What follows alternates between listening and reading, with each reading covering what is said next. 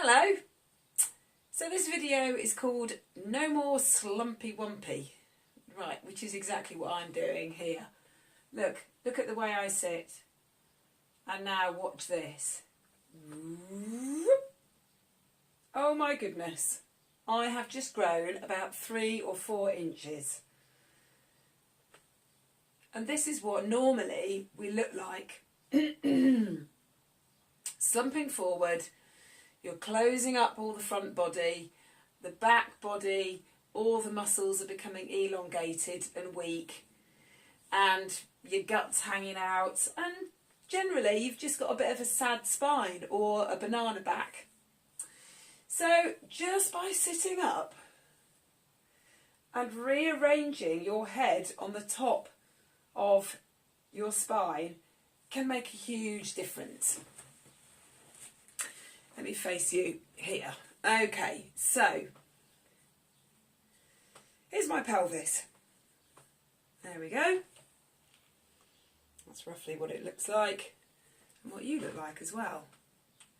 So these are the sitting bones, okay? And sitting bones are for sitting on. Now, to find your sit bones, you need to have a good old feel. Have a good old feel of your bum. Okay, so underneath your bottom, do it with me. All these are videos to practice to. And right underneath your bottom are these knobbly bits. Okay, and to find them, look, even if you've got a bit more flesh, they're in there somewhere. Okay, and to find them, you take the fleshy part of your bottom and you sort of pull the buttocks aside. And what this does, this tips the pelvis forward a little bit, and it allows you to sit on your seat bones, okay, here, like so. Ideally you want to be sitting on the front of the seat bones rather than the back. Now, if you sit back with me, slumpy wumpy, okay, what happens, this part, you're sitting back on your sacrum, everything gets closed, the back becomes weak, remember the slumpy wumpy side view, okay, and everything becomes closed. So now you're going to sit up and tilt your pelvis forward so you're sitting on your seat bones. So actually this is a sitting cat-cow yoga position, which actually in itself is quite a nice exercise. But what you want to be doing is sitting up into your seat bones and out of your pelvis. So what happens when you sit in slumpy wumpy position? These muscles, all at the front, become really, really contracted. Your heart centre becomes closed, and your back muscles become long and lazy. And just by sitting up, out of your pelvis, and drawing all the way up through the spine and through the crown of the head, you get this lovely elongated feeling. Here's Mr. Bean, one of my babies. Yes, my son names my babies Mr. Bean. He's about sort of, 3-4 months old. So even when you're holding your baby, sitting upright, the tendency is, especially when you're holding and you're feeding and you're slumped over, you can still open up. Okay, this is whether you're bottle feeding or whether you're breastfeeding. So we're looking at the elongation of the spine, and I like to use the golden thread being pulled up from the top of your head. And also thinking about your heart centre, radiating out from this heart centre all the way out of your fingertips.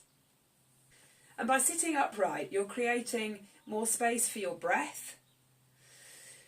And that means more oxygen, that means more energy, more restoration and more rest when you are in a position to put your baby down and have a rest yourself. So a few more points in this sitting position. You nudge the front of the shoulders back, and it's quite nice just to give yourself a little push.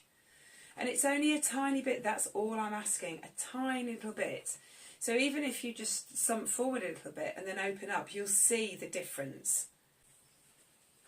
So here I am sitting on the side view, slightly slumped over, and then opening up. So drawing the front of the shoulders back and drawing the shoulder blades down your back. So it's slightly back and down. And your shoulders are falling away from the ears, because the tendency is that this happens. We get, especially when you're holding a baby, you're up like this. So especially when you're in this position, holding, and you do tend to put tension in your shoulders. So dropping the shoulders, opening the heart, nudging the front of the shoulders back. Ideally, if you're sitting down, you want some support underneath both elbows so you can relax and release into it. So this is also relevant with sitting on the floor as well. Get down on the floor as much as you can and sit on the floor. I use yoga blocks. That's a brick. That's a block. That one's been eaten by my dog. But both elevate you off the floor, and it allows you to sit more comfortably. So we're down on the floor now. Pause the video and come down and sit on the floor with me. If you've got yoga blocks, great, use them. If not, use a rolled up towel or blanket to elevate your hips.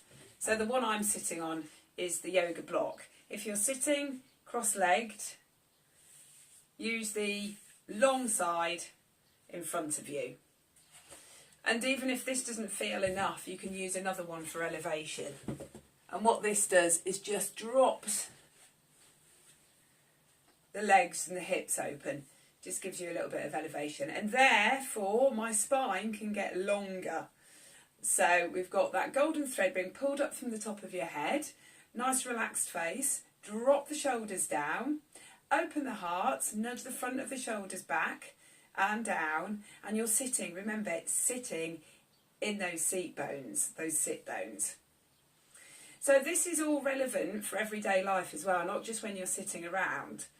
You have a look around the next time you are out and about and see how many people actually do sit back into their sacrum rather than sitting up into their seat bones. Again, you're creating all this lovely, lovely space. So this is also relevant for pushing a buggy.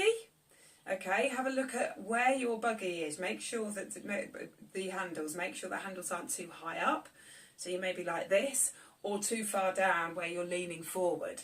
So just readjust your buggy height of the handles, and next time you're walking, use the same principles. So drawing up through the spine, dropping the shoulders down and back, taking nice deep breaths when you're walking, and picking your baby up and putting them down, and just using these principles that I've shown you in this video. So all it is, it's recreating new habits. And everybody says, oh, I always forget. I must mention it, numerous times in class. And every time you've got mums, of course, we're leaning over, we're massaging. And then all of a sudden I say, right, open your heart. And everybody, the whole place just opens. And it's lovely to see. So just plenty of practice and create new habits. Let me know how you get on.